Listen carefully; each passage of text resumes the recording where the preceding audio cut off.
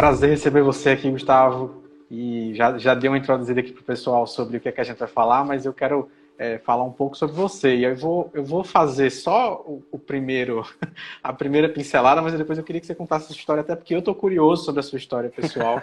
É sempre interessante a gente ver um médico que resolveu imergir de forma tão intensa, né, na tecnologia, então eu quero entender um pouco mais disso.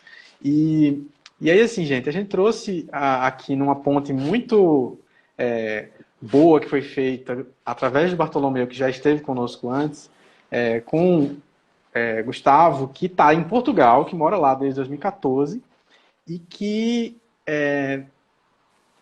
faz parte e assim, tem uma função muito vital dentro de uma empresa de tecnologia que oferece tecnologia para a gestão hospitalar. Então a gente naquela live falou bastante sobre essas coisas e a gente vai aprofundar esses temas hoje. E aí eu queria que você começasse me contando, Gustavo, o porquê de ter ido para a tecnologia, o porquê de ter dado esse passo, como foi que chegou, né, o que foi que instalou aí que fez você decidir por esse caminho? Beleza. Então, eu sou um médico um pouco atípico, porque antes mesmo de me formar, quando eu estava na faculdade, a minha especialização que eu tinha em mente era um MBA. Uhum. Meus colegas todos pensando numa especialidade clínica ou cirúrgica, alguma coisa do tipo, e eu pensando em fazer um Sim. MBA. E então me formei e fui fazer um MBA. Fui para Getúlio Vargas fazer um MBA em gestão empresarial. Uhum. E depois disso eu fui fazer oftalmologia. Aí sim eu fiz a residência em oftalmologia, concluí e depois disso eu acabei me enveredando para a área de informática em saúde também. Por quê? Eu notei que os prontuários, os sistemas de saúde eram horríveis. Eles eram basicamente uma caixa de texto para você escrever lá e aquilo era pior Sim. do que você ter um papel. O papel era muito melhor do que você ter uma caixa de texto horrorosa que dificultava a leitura, dificultava a escrita e até mesmo você obter informações clínicas também. Sim. E eu não me conformava com isso e acabei enveredando para a área também de informática em saúde. Vim fazer um mestrado em Portugal de informática médica. Antes mesmo disso, por conta da minha formação de gestão, eu acabei descobrindo uma coisa interessante chamada gerenciamento de restrições. Sim. Eu via que algumas coisas, como a gestão de custos, ela não fazia sentido. Pode parecer um absurdo falar um negócio desses. Aí a gente vai ter que marcar uma outra live. Dá Mas para quando eu explicar isso comecei aí. a ver, mas quando eu comecei a ver isso, o gerenciamento de restrições e a contabilidade de ganhos, que é uma coisa Sim. diferente, e isso inclusive eu testei com meus professores do MBA e isso realmente eles provaram, sabe? Eu fiz um exercício com eles, eu perguntei para eles a resposta do exercício e todos erraram. E não só no Brasil, aqui também. É que eu fiz um mestrado de inovação e empreendedorismo tecnológico. Comecei a fazer, na verdade. E eu notei que havia esse problema nos dois lados, de gestão e de informática, e acabei buscando formação na área, buscando mais conhecimento nisso. E então acabei vindo para Portugal, fiz o mestrado em informática médica, voltei ao Brasil, depois eu voltei para Portugal, e aqui hoje eu sou sócio de uma empresa, a Virtual Care, onde eu trabalho como CMIO. Que mais? Sou professor da Escola Baiana de Medicina e Saúde Pública, que foi onde eu me formei. Sim. E sou professor também da disciplina de empreendedorismo da Faculdade de Medicina da Universidade do Porto. Interessante. Só o fato de existir uma disciplina de empreendedorismo em medicina já é um negócio que chama atenção, assim. Porque na minha área, por exemplo, na área de comunicação, se discute de que disciplinas de empreendedorismo deveriam existir há mais tempo em todos os cursos, né? É verdade. Mas é interessante você ter falado sobre esse problema muito específico que você observou e que você quis trazer solução, né? E como foi esse segundo passo? Assim, qual foi a primeira coisa que você fez para começar a oferecer essa solução especificamente para essa dor aí do prontuário que era digital, mas estava mais bagunçado que o de papel? Então, eu comecei no mestrado de informática médica, eu estava com gerenciamento de restrições como ideia, e acabei conhecendo o OpenAir. O OpenAir é um padrão de registro clínico, é um padrão para registro eletrônico de saúde que é aberto e ele é de forma independente. Imagina, você não precisa ter os sistemas iguais, porque o problema é que eles não conseguem conversar. Eles não conversam por quê? Porque são diferentes, cada um foi feito com uma forma diferente, é como se eles falassem línguas diferentes. Mas quando você tem o OpenAir, ele é como se fosse uma língua em comum para a construção do registro de saúde, e você pode ter aquilo em qualquer software, qualquer que seja a linguagem de programação, qualquer que seja o software dele, mas eles estão falando a mesma linguagem, a mesma língua. E então você consegue transformar a saúde fazendo com que eles conversem entre si. Uhum. E a troca de informação em saúde fica muito mais facilitada. E tem uma outra parte do trabalho que é também da gestão de processos. A gestão mesmo operacional, digamos assim, que eu também tenho atuado bastante ultimamente. Minha ênfase tem sido nisso. Uhum. E a ideia dessa live surgiu justamente como uma junção disso tudo, dos benefícios que a tecnologia pode proporcionar. Perfeito.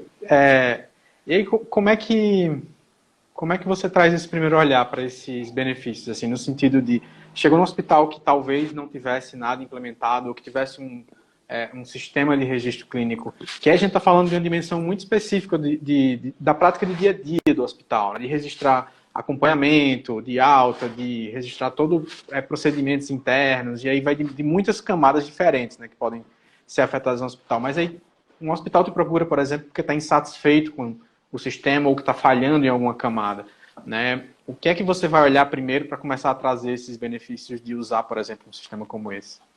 Boa. Eu não vou falar nem só de um sistema, eu vou falar de qualquer tecnologia. Sim. E aí vem uma coisa interessante, eu vou lançar uma pergunta para todos.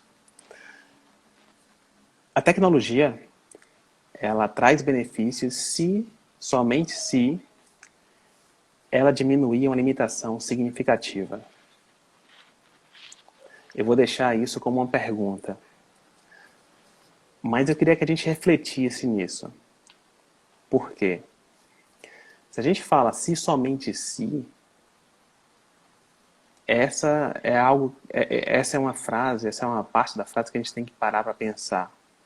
E quando a gente fala nisso, se somente se ela diminuir a limitação significativa, a gente tem que parar para fazer algumas perguntas sobre isso e analisar o contexto.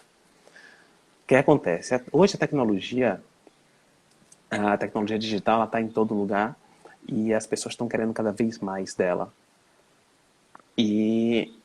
Só que será que a gente tem conseguido os benefícios, todos os benefícios que ela consegue proporcionar? Eu vou dar um exemplo. Antigamente, as pessoas moravam no início do século passado, as pessoas moravam relativamente perto da sua casa, ou do seu trabalho, tá? De onde elas trabalhavam. Uhum. Por quê? Porque tinha uma limitação de locomoção. O que acontecia? As pessoas não tinham como... O carro não era bem disseminado e os transportes também não eram tão bons quanto hoje.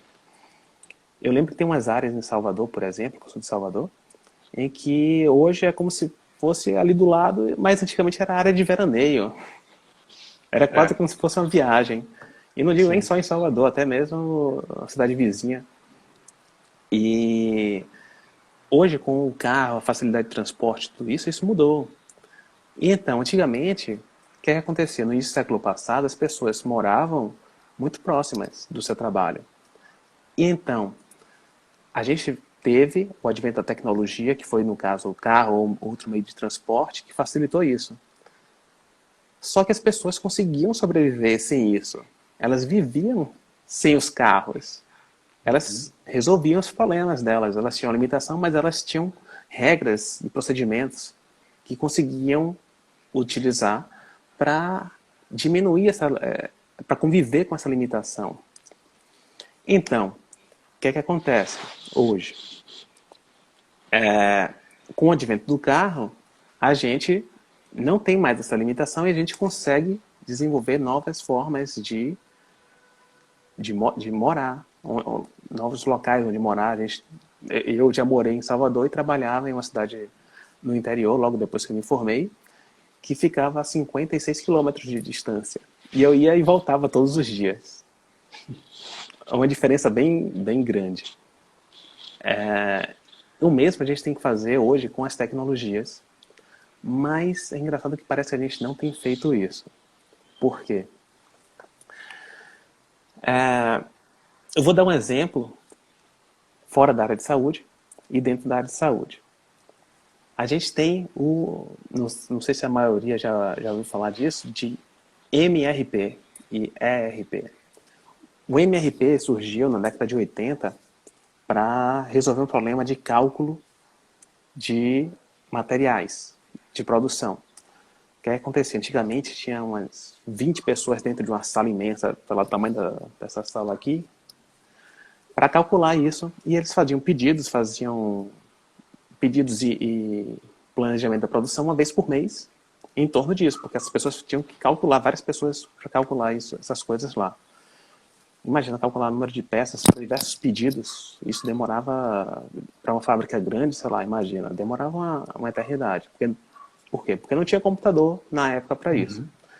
E aí surgiu o computador, foi popularizado e tudo, MRP surgiu para facilitar isso. E aí vem a primeira pergunta que a gente devia fazer quando a gente tem uma nova tecnologia. O que é? Qual é o poder dessa tecnologia? Isso é fácil de você ter a resposta, tá? Isso aí você pergunta para qualquer vendedor, qualquer representante da empresa, de software ou de hardware, tanto faz.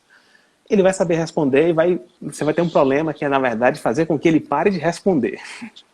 Porque ele vai dizer tudo. A gente pode fazer isso, aquilo, outro. Então, o problema é que existiam limitações antes. E essas limitações,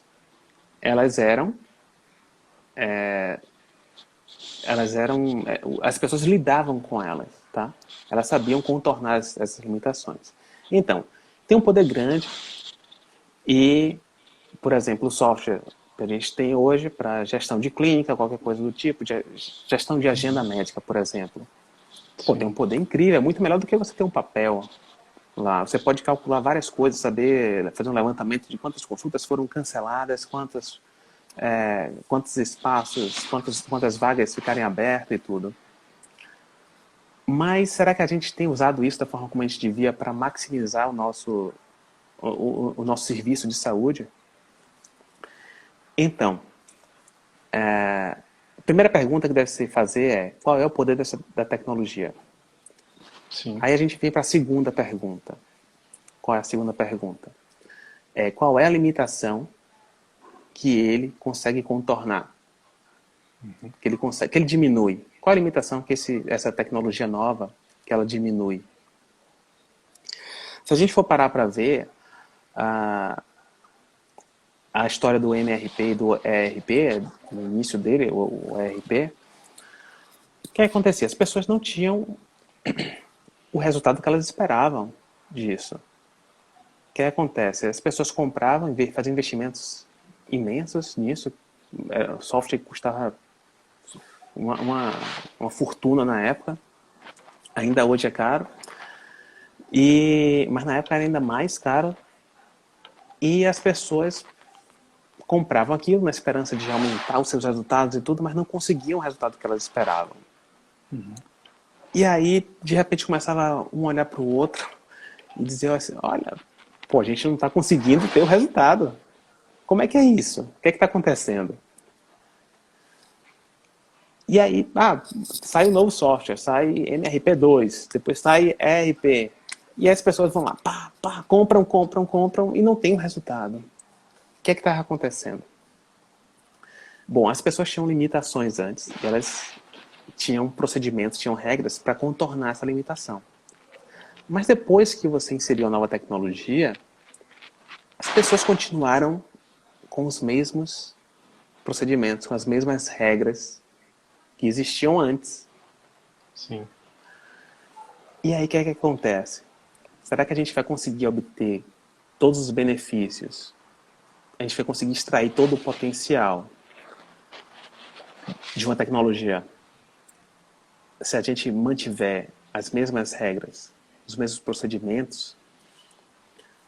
Vou dar o exemplo do ERP e do MRP. Na época, as pessoas que ficavam na sala para fazer os cálculos, elas faziam isso e ao longo de um mês e no fim do mês, em algum momento, elas davam resultado. Quando a gente passa para o software fazer isso, o que é que acontece?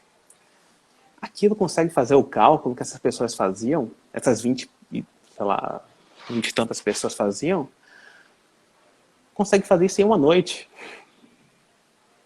Em uma noite. Só que as pessoas faziam o quê? Elas estavam habituadas a fazer os pedidos, fazer a programação da produção uma vez por mês. Elas botavam a máquina para rodar uma vez por mês à noite e depois pegavam o resultado. Ou seja, ficou tudo na mesma. Ficou tudo na mesma.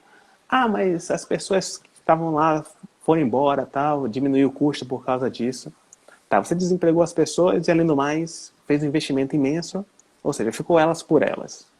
Tá, você deixou de pagar, as pessoas ficaram sem trabalho, tinham que arranjar outra coisa, o que é ruim.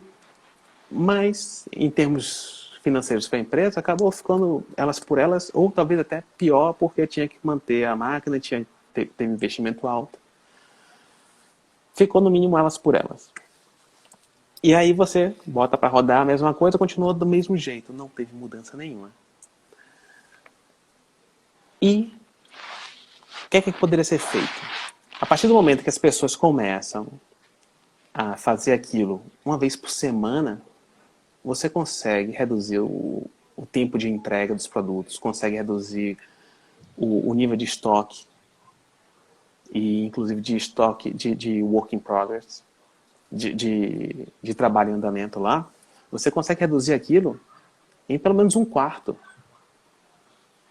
Porque você faz uma vez por mês, você reduziu em um quarto, ou seja, você já começa a ter um resultado muito significativo. Você reduziu em 75%, reduziu para 25%, por exemplo, o material em estoque. Reduziu para 25% do que era antes o tempo de entrega, o tempo de resposta para o mercado lead time. Isso no contexto de um hospital é uma mudança muito radical, né? Assim, pensando na perspectiva da quantidade de coisas que se faz, a quantidade de gente envolvida, a quantidade de coisas para comprar e para notificar paciente e tudo mais. Exatamente. No contexto do hospital, vou dar um exemplo interessante. Já que você puxou, já deu essa deixa do hospital. Repare uma coisa. Quando você chega no hospital, ou num consultório, alguma coisa assim, para ser atendido, como é que você espera? Você chega, qual a primeira coisa que você faz para ser atendido? Você tem que dizer que você está lá. Como é que você notifica o hospital que você está lá? O serviço de saúde que você está lá. Como é que ele sabe que você está lá? Geralmente tem alguém de triagem, né? Se for na urgência ou na recepção, também está servindo nesse papel de triagem. Eu chego lá e digo, ó, tô com tal problema e vim aqui para ser atendido, ou alguma coisa assim. Mas antes de falar com alguém, você tem que tirar o quê? Senha. A carteira do... Ah, sim, senha. Sim. Uma senha. Eu ia dizer a carteira do plano. Também. Mas tem que ter uma senha para ser atendido. A primeira coisa que a gente faz é isso. Para dizer que está lá, é tirar uma senha de atendimento para poder saberem que você está lá e chamarem você para ser atendido. O problema é o seguinte. Deixa eu ter vídeo igual aqui. Pronto. Então, o problema é o seguinte. Imagina que você está agendado para uma consulta às 2. E depois... E você chegou lá, tipo, 5 minutos antes, ou então 10 minutos antes. Tá? Você estava agendado para as 2, mas chegou lá antes e tal. E... chegou no horário. Mas aí você chega lá e tem uma fila. uma fila com várias pessoas, pessoas que querem tirar dúvidas, querem fazer agendamento, pessoas que querem ser atendidas e chegaram mais cedo que você, Sim. mas são para depois de você. Imagina, você vai ficar na fila esperando por pessoas que estão lá para outras coisas, você tem uma consulta no horário e pessoas que chegaram lá querem um atendimento qualquer, que não tem um horário específico agendado, sei lá, querem fazer agendamento, querem trocar receita, querem qualquer coisa do tipo. E aí o que acontece? Chega lá, você tem que esperar por elas e o hospital, a instituição não sabe que você está lá. Isso acaba atrasando você. Você que tinha chegado 10 minutos, 5 minutos antes do horário, estava dentro do prazo para chegar, você acaba tendo sua consulta atrasada. E esse atraso que ocorreu, que não foi por sua culpa, foi culpa do sistema, Sim. acaba repercutindo no atendimento de todo mundo depois, porque o médico vai atrasar, o médico ou vai correr para te atender de uma forma mais acelerada, ou ele vai dedicar atenção a você, a te atender da melhor forma possível, sem ligar para o tempo, mas vai atrasar os próximos pacientes e repercutir no atendimento de todos os outros na sequência. Ou seja, a gente está usando ainda ferramentas, procedimentos, regras antigas de uma época que a gente não tinha sistema de informação, que a gente não sabia quem era para chegar, que a gente não tem noção disso. Mas se a gente, por exemplo, fizer uma coisa diferente e dizer o seguinte, olha, imagina que a gente pega com o telefone e diz assim, olha, eu cheguei aqui. E aí na recepção tem uma lista no computador dizendo, olha, quem é que chegou lá e quem é que deve ser atendido primeiro. Não por ordem de chegada, mas por ordem de quem está marcado. Sim. Do horário marcado. E de prioridade disso. Então, é uma coisa completamente diferente. Porque uma pessoa que está lá para trocar receita, ela vai esperar em uma parte específica, relativamente específica para isso, enquanto que outra que tem outras pessoas que têm horários que devem ser cumpridos e que vão repercutir em todo o atendimento, elas têm que fluir pelo sistema. O sistema tem que fluir. Então, as 4 perguntas. Existem 4 perguntas. Sim. Na verdade são 6, mas vamos resumir a 4 pelo horário e as 4 são mais importantes. A primeira é qual é o poder da tecnologia que a gente vai adquirir? Sim. A segunda, qual é a limitação que ela vai diminuir? Que a gente tem que ter noção disso, qual é a limitação que ela vai diminuir? A terceira pergunta, quais são as regras e procedimentos que existiam antes, que ajudavam a contornar essa limitação? A gente tem que parar para ver isso. Como nesse caso que eu citei do MRP e do atendimento da recepção. E a quarta pergunta é, quais são as novas regras e procedimentos que devem existir para tirar o melhor proveito da tecnologia?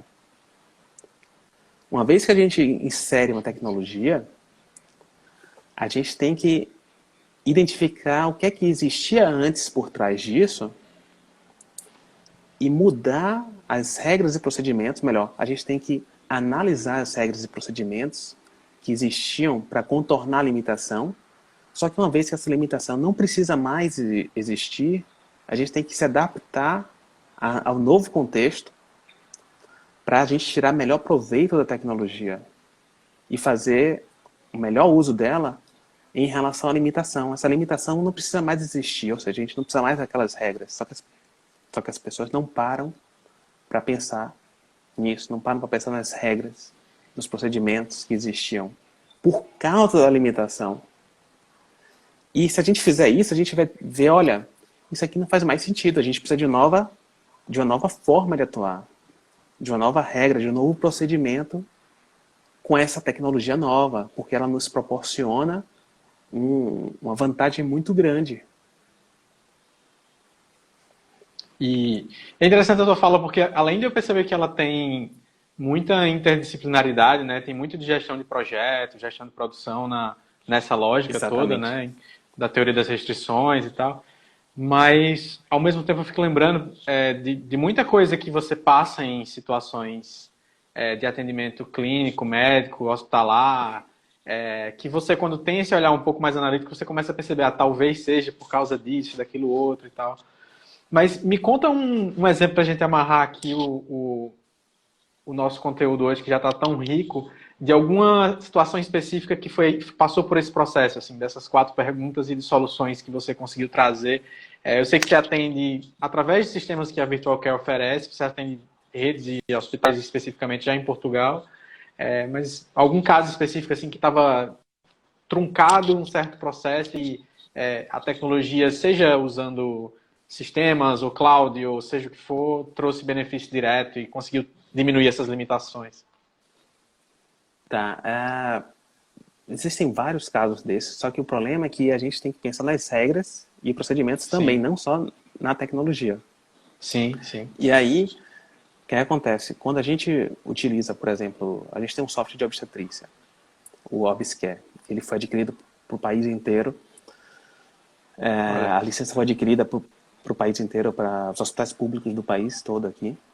E a gente tem expandido, não está em todos os hospitais ainda do país, mas praticamente todos aqui, em todos do norte e o principal de Lisboa, que é o maior do país, um dos 2 maiores do país, já usa também.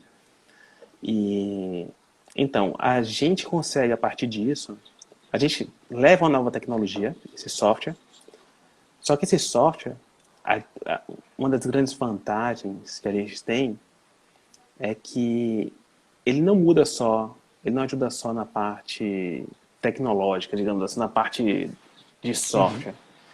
sim. Para poder tirar melhor proveito dele, os departamentos de obstetrícia, eles precisam mudar o procedimento. Agora, a gente não impõe isso a eles. Uhum. A gente sugere, a gente diz, olha, vocês estão fazendo isso assim, assim, mas agora não precisa mais.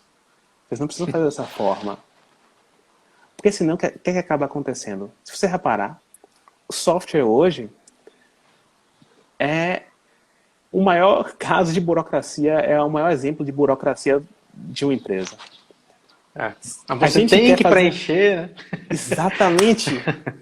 exatamente isso. Ele é a maior burocracia que existe numa empresa, porque você tem que preencher, você tem que se submeter àquilo, porque senão ele não funciona, e nem que você chegue pro diretor, pro presidente da empresa, qualquer pessoa que seja, uma pessoa de alta chefia, e o cara diga, não, eu libero. Vai ter muitos casos em que o software não vai querer saber disso, não sabe que isso existe, e não dá o braço a torcer. Porque eles foram feitos com base em uma ideia, o sistema acaba sendo feito com base em uma ideia que é fixa e não dá liberdade para as pessoas. E aí você quer flexibilizar algumas coisas e não pode. Por quê? E ainda mais quando se faz o software com base nas limitações antigas, antes dele. Sim. Porque normalmente as pessoas fazem o software pensando na limitação antiga. O que a gente toma aqui é de pensar quais são as limitações, os procedimentos, as regras também, que vão fazer sentido nesse contexto novo, sem a limitação. Uhum. Isso é algo que a gente tem ter sempre em mente quando desenvolve um software, quando implementa uma nova tecnologia, porque senão a gente não consegue tirar proveito dela. A gente não É consegue interessante. tirar todo o potencial dela. A Viviane está comentando aqui justamente o que eu ia falar, que eu estava pensando em tocar no assunto, que é ela diz, mas essa questão da limitação antiga é porque as pessoas não querem repensar seus processos antes, concordam? Eu sinto que tem muito Exatamente. a ver com essa mudança cultural, obviamente, que a gente fala muito sobre essa essa ideia de que em transformação digital não adianta ficar muito etéreo, muito abstrato. A gente está falando de fato sobre mudança comportamental e potencializada pela tecnologia. E aí eu cheguei a ver no site da Virtual Care alguns depoimentos até de médicos mesmo, dizendo, olha, virou a página antes e depois e tudo mais. E isso é muito interessante porque eu acho que tem muita gente que já tem a mentalidade, mas ao mesmo tempo sempre vive esse momento, e você trouxe um insight que eu não tinha pensado ainda, que é sobre querer mudar, mas querer resolver problemas que já vão ficar para trás muito rápido depois que você implementar, né?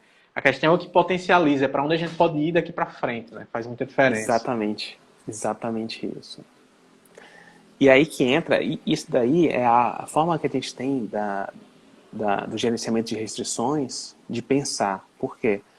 Pelo gerenciamento de restrições, toda empresa, todo sistema vai ter um recurso que vai limitar o sistema como um todo, porque senão seria infinita a produção, a capacidade seria infinita. Então, nesse caso, a gente tem que pensar nisso. O que é que está limitando? Essa limitação existe hoje? Se a gente introduzir uma tecnologia, a gente vai remover essa limitação? Se ela for removida, o que é que a gente precisa fazer para readequar a empresa? Para tirar melhor proveito da tecnologia? Porque se a gente não fizer isso, a gente vai colocar uma tecnologia lá só para enfeitar, vai ser basicamente peça decorativa. E às vezes até atrapalha. E aí vai ser uma frustração muito grande, porque você vai olhar, poxa, fiz investimento imenso nisso e não tive o retorno esperado. Não teve por quê? Não teve porque não mudou os procedimentos. A tecnologia, ela é necessária, mas não é suficiente em si para mudar. Não adianta só projetar, vamos ter agora prontuário eletrônico e vai ser lindo, se não se entender de fato o que é que você está fazendo, né? Exatamente. Eu acho que a gente abriu muita coisa boa aqui para o papo com o Bartolomeu, inclusive, porque ele traz tecnologias que solucionam demandas assim também, né? Mas foi um prazer receber você aqui, Gustavo. Nosso tempo tá terminando, mas eu quero deixar muito... Eu fiquei muito feliz a tua fala ser tão didática, assim, sobre coisas que uma camada mais estratégica e de olhar mais centrado na gestão, inclusive, que é uma coisa que muitas vezes choca, né, um pouco. Às vezes, não só o fornecedor, mas às vezes a própria equipe de TI de um hospital, ela muitas vezes vai bater numa parede que é invisível, né, que simplesmente porque não está conseguindo se enxergar junto a essa resolução de problemas, né? Conseguir sentar e vamos focar primeiro em resolver o problema, depois a gente decide qual é o melhor software, depois a gente decide qual é o melhor servidor, qual é a melhor saída e assim por diante. Então, perfeito. Deixa teu recado final aí pra gente, como é que a gente pode te encontrar ou acompanhar seu trabalho. Tá bom. Então, tem o meu Instagram, que é o G Bacelar. Bacelar se escreve com R só no final, tá? As pessoas no Brasil adoram botar Bacelar. Não é Bar. É B-A-C-E-L-A-R. G Bacelar. Tem o Instagram. Tem o site da Virtual Care, que é virtualcare.pt. E tem o meu também, o gustavobacelar.com. Podem me encontrar por lá. O site, o Gustavo Bacelar está em construção. Em breve vai ficar no ar. E estou à disposição. Tem vários contatos. Aí, ó, G Bacelar, tá aqui escrito. Show. Obrigado. Obrigado, Daniela, aí, que postou. Obrigado mesmo, Gustavo. Vamos começar. A gente fica por aí, você tá com a gente, fica por aí que a gente vai continuar o papo agora na mesma live com o Bartolomeu. Grande abraço. Grande abraço, Ricardo. E deixa aqui já um abraço para o Bartolomeu. Show. Grande amigo. Valeu mesmo. Tudo de bom. Tchau, tchau. Olha só, chegou aí nosso querido Bartolomeu. Tudo bom, amigo? Boa noite, grande. Prazer ter você conosco mais uma vez. Primeiro, uma honra estar aqui e eu fico até um pouco envergonhado. Falar depois de Gustavo Bacelar. Muito meu amigo. Você vai... Tem muita coisa para com a gente. Eu acho que foi bom que você estava acompanhando tudo aí, que aí você viu que foi um papo muito didático, né? Que achei que foi bem interessante ele dividir nessas 4 perguntas. Foi tão claro que para mim eu acho que eu consigo acertar 3 das perguntas aqui agora, porque ficou muito claro para mim, eu já tenho uns insights aqui sobre como é que eu posso ajudar e tal. Mas eu sei que você tá, assim como ele, assim, mas ainda mais sendo uma empresa que entrega soluções de tecnologia, sistemas, inteligência artificial, você está na prática entregando essas soluções que ele está dizendo na fala dele sobre será que você precisa ou não precisa, o que é que você tem que pensar antes de fazer, que limitações você vai reduzir. Mas vamos relembrar um pouco aqui para a galera que talvez não tenha assistido a primeira live. Se você não viu a primeira live com o Bartolomeu, corre no IGTV ou no YouTube depois aqui da nossa live, que você vai ver o papo todo que a gente teve. Ele é o fundador da Leve Tecnologia, que traz soluções em tecnologia, inteligência artificial, análises preditivas e muita coisa interessante, que tem bastante atuação no segmento de saúde. Mas conta um pouco para a gente assim, sobre o teu trabalho e o que é que você entrega hoje de mais interessante no mercado, o que é que está sendo mais demandado por vocês hoje? Primeiramente, obrigado e novamente assim, Gustavo, ver você falando, eu tenho que realmente, né? Porque ele, além de médico, de conhecimento, de tecnologia, cara, o cara é, assim, eu acho que ele tem uma máquina de tecnologia quanto na cabeça, fora da realidade. Mas, vamos lá. Hoje o que a gente percebe é muita coisa do que o Gustavo falou, né? De tecnologias que vêm a suprir necessidade que outras pessoas nem pensavam. Eu vi aí vocês falando da senha, né? De solicitação da carteirinha, de várias coisas. E hoje a gente elimina tudo isso com um chatbot na recepção, onde ele vai fazer uma classificação e de acordo até com o smartphone a gente consegue fazer uma leitura de oxigenação do sangue e várias outras coisas que equipamentos hoje já têm, né? Uhum. A gente consegue ter o engajamento da pessoa dentro de casa, sem se deslocar, na telemedicina, né? Nos IoTs, nos wearables que se vestem, né? Então tem várias coisas desse tipo. E aí a gente percebe o seguinte, que antes, até na live passada, vale a pena relembrar, a gente falou de um ecossistema todo da saúde, onde a gente tem um consultório, a gente tem um laboratório, a gente tem um hospital, e todos os dados estão espalhados, né? Estão pulverizados e não se unificam, né? E aí a gente percebe, basicamente, que dentro da estrutura do que o Gustavo falou, quando eu determino um padrão, tipo OpenAir, a gente pode consolidar todos esses dados. E a partir da hierarquia da informação e dos dados consolidados, eu consigo desenvolver uma medicina preventiva, preditiva, e eu consigo acolher melhor as pessoas. Eu consigo prover mais a saúde, eu consigo prover mais o cuidado, eu consigo ter uma acuracidade até no tratamento. E fazer uma recomendação, né, muito melhor, né, para aquele paciente e para o seu acompanhamento. E aí envolve outra coisa que o Gustavo falou, que é exatamente a teoria das restrições, né, para uma maior eficácia e uma dinâmica do tratamento. Quando a gente pega tudo isso e joga numa camada de inteligência artificial, unindo todos esses dados, o poder que a gente consegue traduzir é imenso, né?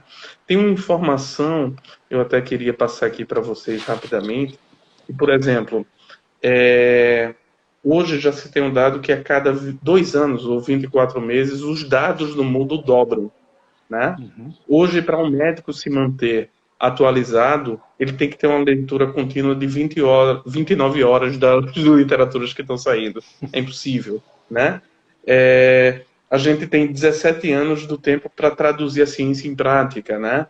A gente sabe que o dado médico hoje de leitura de temperatura, de batimento cardíaco, de todos os sinais vitais, é impossível um ser humano, né, ler tudo isso. Então, quando a gente joga tudo isso e a própria inteligência artificial com padrões, protocolos, se a pessoa, a pressão arterial, a pessoa está em pé, deitada, sentada, correndo, tal, e para cada um disso eu tenho um protocolo e uma dinâmica a seguir, a máquina ela consegue ajudar muito, tá? Jamais, eu até sempre friso isso, a máquina vai tomar o lugar, né? Ela vai recomendar, ela vai facilitar a dinâmica. Então, essa ideia de tomar o lugar, não, o médico sempre vai ser a pessoa que vai ter a curacidade de melhor tratamento. Isso é realmente incrível. Mas a gente sabe que uma análise de uma imagem uma análise de uma ressonância, em cima do volume de dados, uma máquina consegue, de uma forma mais assertiva, direcionar para que o médico tome a decisão mais assertiva. E aí, quando a gente fala de reunir tudo isso em um grande data lake, resumir tudo em um grande volume de informações, a gente pensa que a gente não hosteia isso em cloud, que a gente não ter tudo isso, porque a gente não tem uma linha de tratamento, a gente ter todo esse acompanhamento. E aí, saindo também um pouquinho só da parte clínica, a gente vê que hoje a gente tem uma plataforma de vendas online onde o corretor que vende o plano já não tem contato com as pessoas. Como é isso? Né? Então, ele manda um e-mail, a gente já tem um reconhecimento da assinatura digital que fecha com o contrato, fecha o enlace disso aí, e a gente consegue ter efetividade nisso aí de uma forma digital, juntando tudo. Então, eu acho, uma das coisas que eu percebo também é que vamos dizer, o canal digital, a gente tem que usar ele da melhor forma, né? Também, a gente tem tantos problemas às vezes, né? A gente teve problema de lives, que mostrou alguma coisa assim atrás, que saiu até nos jornais, mas a Aqui gente não. percebe... Aqui não. Mas a gente percebe o quanto os recursos digitais também têm que ser bem explorados. Existe hoje uma estrutura de direito digital, que até vem com a LGPD, que vem com toda essa carga aí de burocracia e também determinações e regras, que estabelece o bom uso da tecnologia para os seus determinados fins. A mesma coisa é o seguinte, quando a gente unifica tudo isso em um grande data lake, a gente tem que prover a segurança mínima para que, por exemplo, um exame clínico que caracterize um paciente com HIV não seja exposto para qualquer pessoa ver. Ou não seja deixado aquele exame em cima de uma mesa de um atendente que também algumas pessoas possam ver. Então, eu acho que é um link de tecnologia, processos e pessoas, né? Juntando tudo isso. Ah, legal. Quando você falou sobre... Eu fiquei muito com esse exemplo, porque veio da live de Gustavo também, do papo com ele, sobre essa ideia dessa tecnologia de triagem, né? Da senhazinha, que parece que é uma das coisas mais...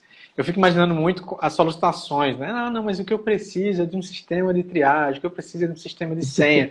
E quando a gente muitas vezes está querendo levar para o cliente, por exemplo, a perspectiva de que tem muito mais que ele pode oferecer para os seus pacientes, clientes, do que simplesmente um sistema de triagem, né? Eu fico pensando muito na solução, por exemplo, de banco, que é uma solução super polêmica na prática do dia a dia, que é a história da senha antes de você chegar. Você pedir a sua senha pelo aplicativo, né? Que é um exemplo muito tangível de uma coisa que transforma completamente a vida de quem tem que ir muito ao banco, transforma bastante a dinâmica interna, mas que muitas vezes ainda é vista com maus olhos por causa da dinâmica cultural. Ah, mas eu estava aqui há 1 hora esperando, você chegou e já foi ser atendido. Quer dizer, esse é o tipo de coisa que passa por essa transformação. E eu tô querendo fazer o ponto que é o seguinte, assim, o que é que você já viu nesse cenário que você atua tão diretamente com clínicas e hospitais, de um momento em que chegaram pedindo para você só isso e você disse, olha, mas tem isso aqui tudo que a gente pode fazer e potencializa muito mais a tua operação. Isso é o dia a dia, tá? Uma coisa que a gente chega com um escopo minimalístico, né, dentro da estrutura, e a gente percebe, gente, com a tecnologia eu crio a gestão do teu processo. E a gente cria gatilhos em cada fase para que aquela fase não demore, estabelecendo a criticidade dela, né? Então a gente tem um Process Builder, onde a gente faz essa hierarquia de uma forma muito fluida, né? Então, você falou o seguinte, por exemplo, eu chegar no hospital e eu fazer minha triagem. Eu não estou me dirigindo ao hospital porque vi um chatbot em vez de um atendente. Eu tenho um chatbot lá perguntando aquelas informações que a atendente vai fazer, fazendo já uma pré-classificação de risco. E aí, na classificação de risco, envolve uma outra coisa, que às vezes as pessoas chegam e dizem, poxa, eu estou bem aqui, vim para ter uma consulta no hospital. O hospital não é lugar de consulta, né? O hospital é um local de atendimento de urgência e emergência. Então, de Sim. acordo com o critério de classificação de risco, o que é que acontece? Se uma pessoa é classificada como azul, em um dos critérios, que se chama Manchester, a pessoa vai ficar lá aguardando antes que todos de maior criticidade sejam atendidos, para depois ele ser atendido.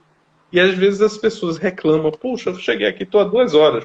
Uma pessoa que chegou há meia hora já foi atendido, exatamente pelo fator de criticidade da classificação de risco do atendimento dele. É uma pessoa que é hipertenso e que pode ter um AVC naquele momento. Ele tem uma criticidade e por conta disso ele é colocado de uma pessoa que seja classificado. Então, são todos esses pontos que tem que ser levado em conta. E aí, o seguinte, volto a dizer, não dispensando uma classificação de uma equipe de enfermagem ou não, mas imagina que já venha tudo preenchido e a enfermeira só vai monitorar os sinais vitais. Ou não, de acordo com a IoT, eu já tenho a pressão arterial antes dele chegar no atendimento. Ou até, em cima da minha geolocalização, eu saiba quanto tempo eu vou levar e se realmente eu vou demorar, eu poder sair da fila de forma automática. Sim. E o hospital saber quantas pessoas estão chegando para acolher melhor a fila, ter uma humanização do atendimento. Então, assim, as possibilidades são imensas, né?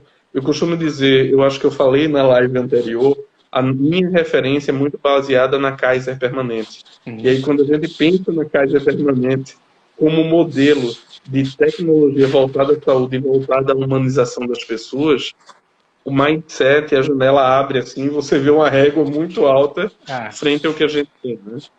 Foi interessante você ter falado isso do protocolo de Manchester, porque eu sei que hospital sério, assim, hospital organizado, tem protocolos muito específicos além do Manchester, assim, da guia das cores, né? Muita gente não sabe que a gente recebe cores e é uma convenção universal, né, e tudo mais, tem um critério específico. Mas eu sei, por exemplo, que tem hospitais que têm protocolos muito específicos sobre AVC, por exemplo. Se tiver um paciente que chega com qualquer sintoma de AVC, é acionado toda uma cadeia de profissionais dentro do hospital, que em segundos eles têm que estar todos prontos para atender aquilo, porque é uma questão de segundos, né, um acidente vascular cerebral. E eu fico pensando justamente como que é interessante a gente ver que tecnologia pode resolver segundos e, ao mesmo tempo, pode ajudar a resolver no caminho. Porque o caminho até o hospital, dependendo da situação, da emergência, é uma coisa dolorosa. Você fica num nível de ansiedade, de estresse muito intenso.